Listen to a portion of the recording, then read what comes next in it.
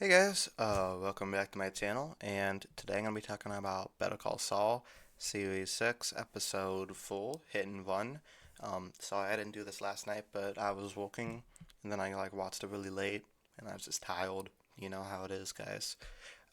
So this episode was the directorial debut by Rhea Seehorn, who plays Kim Rexlow. Debut, how do you say that? Whatever. But I think she did a really good job, you know? All Better Call Saul episodes are greatly directed, well directed, I should say, and she is no different. I love the close-ups, the zooms, everything. I'm not a director, so I don't know what I'm talking about, but the way she did it was very nice. So great job. I like the use of music in the episode. Like the full scene where the seems like an elderly couple just riding their bikes, and the way that was shot was pretty cool, and like the music too. And then you're like, oh wow, the house is being used as a stakeout. And in the end of the episode, well, you find out, oh, that's Gus's neighbor's house, and he just digged the tunnel between the houses so he could use their house to survey people, and he's just paying them, I guess, to do that.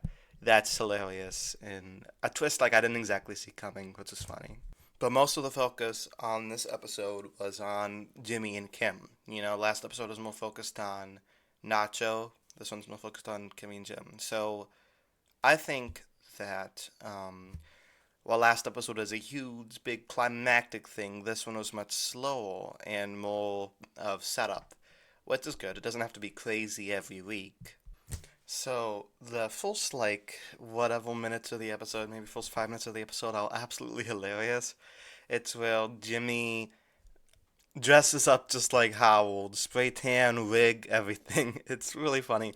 And he steals Howard's car, then hires a hooker so he could drive past Stan Sitwell from Arrested Development and throw the hooker out of his car. It's just so funny because the whole time you're like, what's he doing? What's going on? What's his plan? It's just so funny, like the lengths these people go to destroy Howard, who by all accounts is an innocent man. I still don't understand that. Like, why are they out to get Howard so much? He's not like the devil, you know? It's just like still petty reasons that make you realize that, yeah, these two have officially broken bad by this point. Meanwhile, everybody at the cult knows that Jimmy was defending Lalo because they know that Lalo and De Guzman were the same man.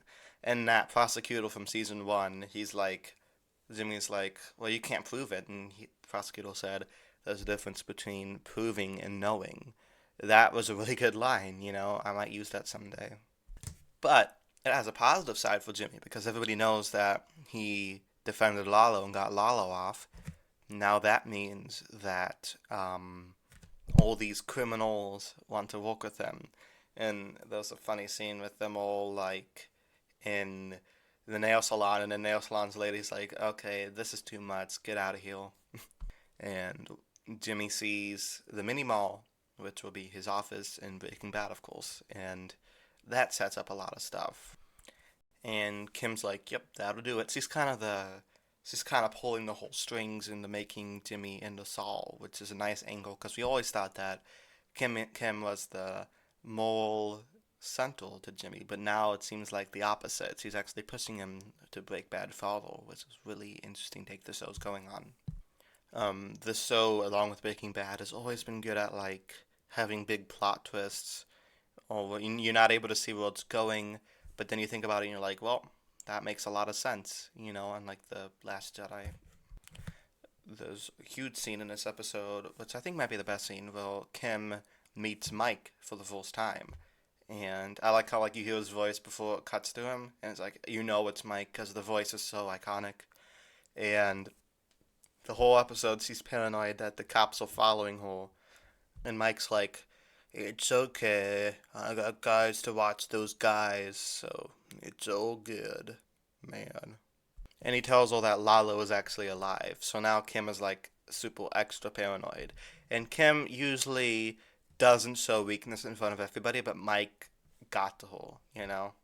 And Jimmy's like, well, something about the wicked. And she's like, she doesn't think that they're wicked people. And he's like, I mean, you kind of all. At this point, you're trying to destroy Howard for no reason. Like, Stan Sitwell is definitely getting more unhinged in the previews for the next episode of any indication. Him and Howell are gonna have a falling out, I could see. So overall, another flawless episode of the show. It wasn't like the huge, like, oh my god, this is the best episode, wham episode that was episode 3. But I think we needed something like this, still moving the plot forward, but at a less intense pace. You know what I mean? So yeah, acting all around, flawless, directing, flawless, writing, flawless, everything, best Better Call Saul, I think it's the greatest show on TV right now. So, there's not much more I have to say. What do you guys think down in the comments below? Do you think this is the greatest show of all time? Or do you think it's something else like Grey's Anatomy or something stupid like that? I'll be back next week to talk about episode 5. But until then, I make videos every day, so I'll be posting videos on This Is Us, Doctor Who, Sherlock Holmes, and The Hobbit by J.R.R. Tolkien.